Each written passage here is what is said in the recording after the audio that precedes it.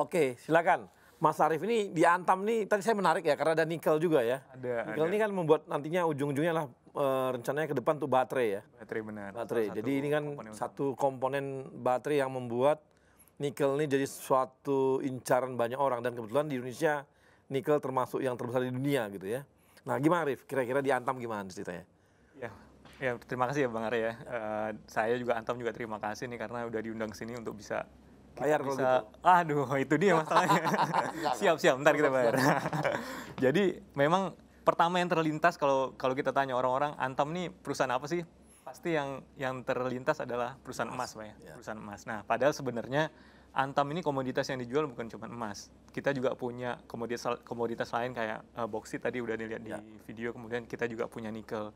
Bahkan kalau secara sumber daya, kan kita perusahaan tambang ya, sumber daya yang paling besar yang kita miliki itu malahan memang biji nikel, Bang Arya. Jadi, tapi nggak apa-apa, itu kan artinya menandakan bahwa brand emas kita ini, brand emas kami ini sangat kuat dan sudah diterima di pasar. Nah, nggak masalah itu. Jadi, cuman kalau memang kita mau lihat lebih jauh mengenai komoditas lain Antam ya, memang dari sisi kita mining company, tapi sebenarnya nggak murni kita nambang doang istilahnya, tapi kita juga dari hulu ke hilir, mulai dari eksplorasi, penambangan, sampai kita juga bikin pabrik pengolahannya, Bang Arya. Jadi untuk setiap stream ini, baik stream emas maupun boksit ataupun nikel, kita dari hulu sampai hilir kita jabanin lah istilahnya.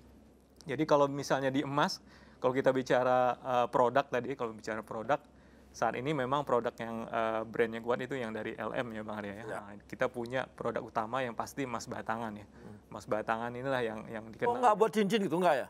Bisa juga. Bisa juga. Jadi kita juga punya ada customize produk juga selain yang main produk tadi ya emas batangan.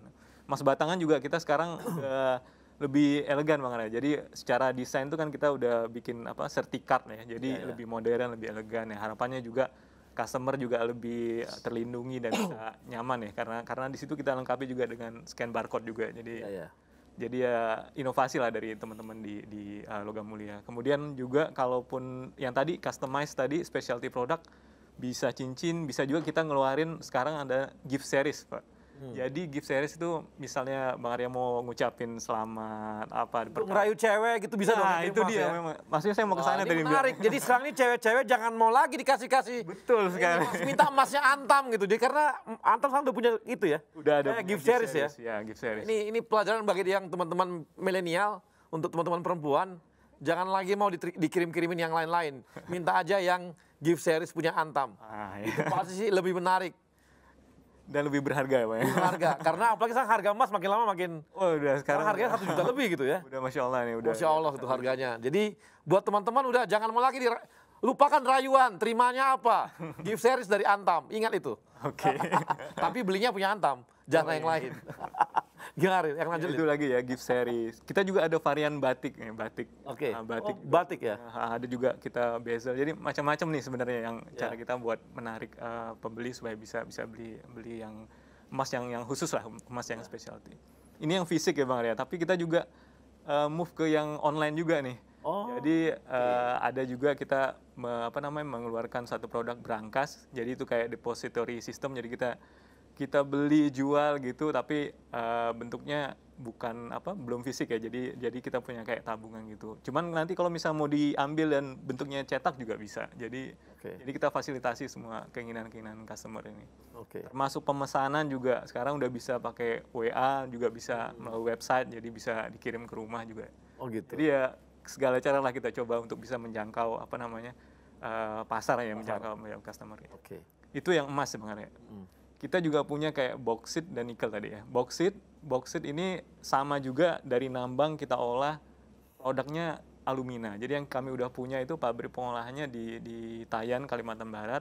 Produksinya itu chemical grade alumina. Chemical grade alumina juga varian produknya macam-macam. Ada yang komoditi ya. Komoditi itu biasanya kita jual ke pabrik chemical kayak pembuatan tawas gitu. Aluminium sulfat ini bahan bakunya dari situ.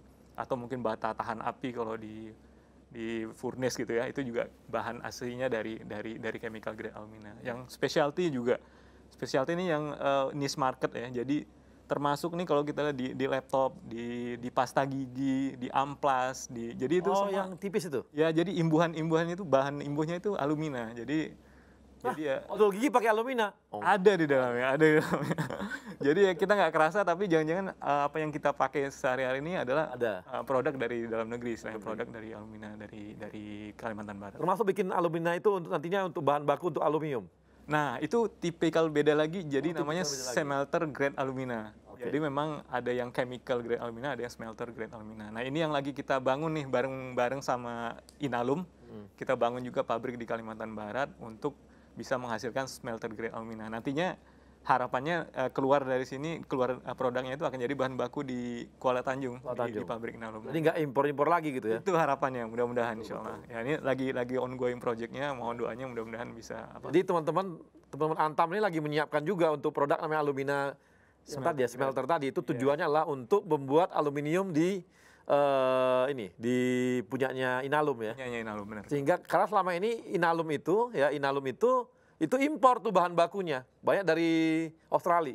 Yes. Ya kan? Nah, ini sekarang dengan sudah bisa nanti diproduksi oleh teman-teman di Antam, sehingga kita akan bisa mengurangi impor bahan baku alumina dari luar negeri gitu ya. Sehingga defisit kita pun jadi turun tuh, karena kita nggak impor lagi. Yes. Nah, ini teman-teman Antam yang bergerak sana gitu ya. Bareng Inalum. Bareng Inalum, oke. Nah, ini itu yang bauksit ya. Kalau yang terakhir mungkin yang komoditas nikel ya. Nikel ini justru kita yang paling banyak, tadi saya sampaikan paling banyak sumber dayanya. Dan kita juga udah punya pabrik pengolahan, letaknya di Sulawesi Tenggara. Ini menghasilkan produk namanya ferronikel. Ferronikel ini nanti akan kita jual ke pabrik stainless steel biasanya. Jadi ada yang di Cina, Jepang, Korea yang biasanya ada pabrik stainless steel, itu kita jual ke sana. Nah, ini produk yang istilahnya produk downstream dari sisi ferronikel. Tadi Bang Arya sempat sebutin ada baterai tadi ya. Nah, memang ini dari resource kita yang ada memang akan terbagi menjadi dua ya. Jadi satu untuk pasar stainless steel. Kita sering sampaikan ini bahwa ini masuk ke kelas 2 lah, kelas 2 ya, nikel kelas 2. Ada namanya kelas 1, nikel kelas 1. Nah, nikel kelas 1 inilah yang nanti akan menjadi bahan baku yang mengisi value chain EV battery tadi. Kalau EV battery memang panjang rantai. Jadi kita memang arahnya di bagian upstream ya, di bagian hulunya. Bahan bakunya nanti dari situ akan masuk ke value chain berikutnya sampai ujungnya nanti ke battery. Udah ada kerjasama dengan Tesla? Kita saat ini kerjasama dengan untuk kan kita harus mendukung, ini kan impian dari Indonesia juga ya untuk bisa masuk ke mobil listrik ini. Nah, memang kita bekerja sama kemarin diminta sesama BUMN, sama BUMN tuh ada di situ Main ID kan induknya kami ya, kerjasama dengan Pertamina dan juga PLN dalam rangka untuk wujudin seluruh rantai atau value chain yang ada. Dari end to end lagi dong kalau gitu ya. Mudah-mudahan insya Allah. Nah. Memang kali ini sekarang ini BUMN ini maunya end to end terus gitu. Karena end to end ini tidak, tadi kan kita ngomong di pangan nih, pangan juga end to end. Ternyata sekarang untuk baterai juga end to end juga ya. Sampai ujungnya adalah mobil listrik gitu ya. Ya, insya Allah. Kendaraan listrik gitu kan. Correct, benar. Oke, jadi cukup keren ya. Terus gimana lagi nih ceritanya? Nah, inilah mungkin tantangan kita memang di EV battery ini, karena memang kita ini satu produk baru ya, baru, dan memang belum banyak pabrik atau apa yang sukses dengan mulus di dunia ini. Nah, ini adalah jadi tantangan juga buat kita, tapi juga kita ingin menjawab tantangan pasar, karena market atau demand dari market ke depannya ini pasti di drive oleh EV battery ini. Jadi kita mau tangkap itu, kita tangkap peluangnya, dan kita memang punya sumber dayanya sebagai kekuatan kita. Nah, ini yang kita mau combine nih, kita mau combine.